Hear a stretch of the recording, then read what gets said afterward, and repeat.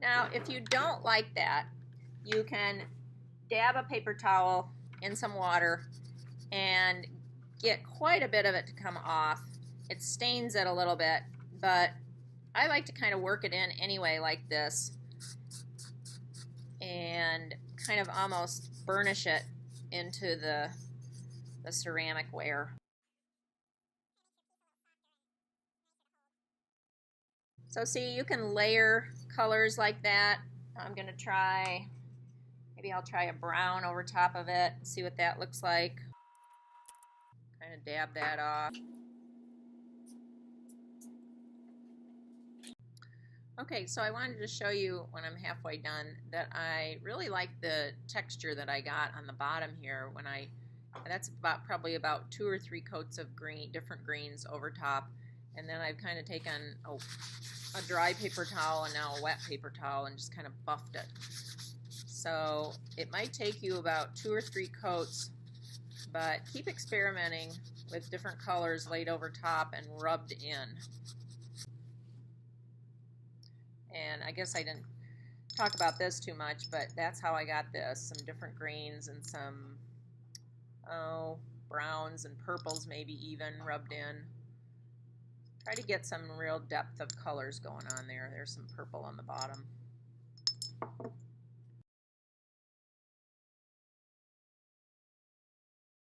Really layering up colors and just kind of experimenting, seeing what I like. And the nice thing about it, like I said, is if you don't like something, you can take a paper towel and wipe most of it off and then cover it up with another color.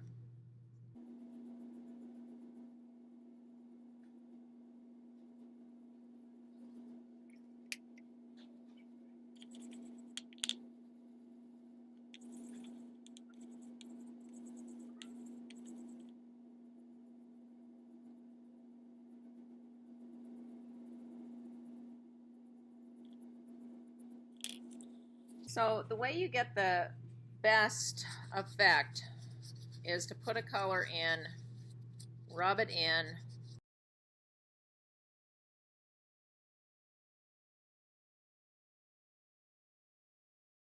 and then put another color on top of it. Because otherwise it's just going to be a flat color. But if you blend colors and experiment with overlapping colors or overlaying colors, then you can get some pretty cool effects and it'll have much more depth.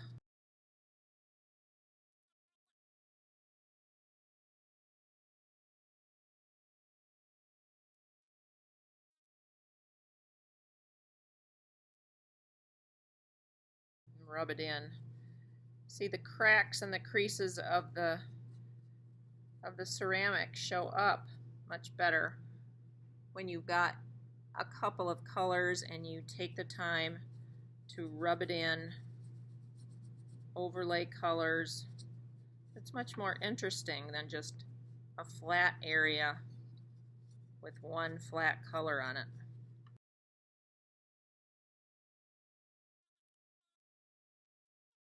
And that's what artists do.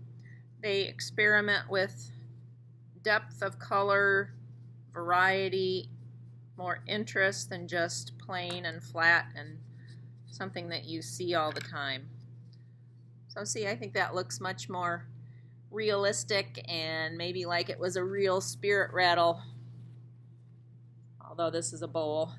But yeah, it makes it look kind of old and ancient and it's got some character to it.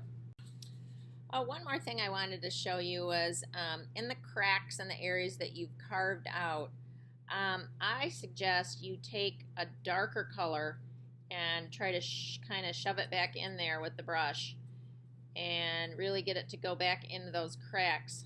That will make those designs that you've carved in there stand out a little more. And then you can go and take some of that brown off of it if you don't like it, and maybe maybe highlight it.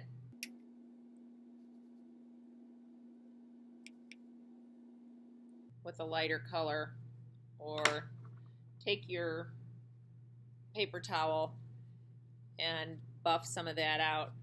Be careful, because those areas where you didn't get all of the clay off, you know, the little nubs of clay I call them, are very sharp. So see, they can kind of sometimes break them off with your fingernail. But then go back over and stain those so they look like they've been painted. All right, I wish I could be here to see all the finished products, but maybe Mrs. Hubbard can take a picture and send it to me. I really enjoyed being your student teacher, 6th graders, and good luck next year at middle school.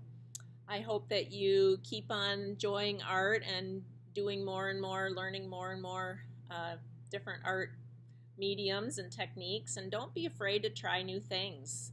You know, everybody has failures. We learn a lot from our failures, so good luck, and hope you remember me, that I was an old student teacher for you and that I just never stopped learning and growing.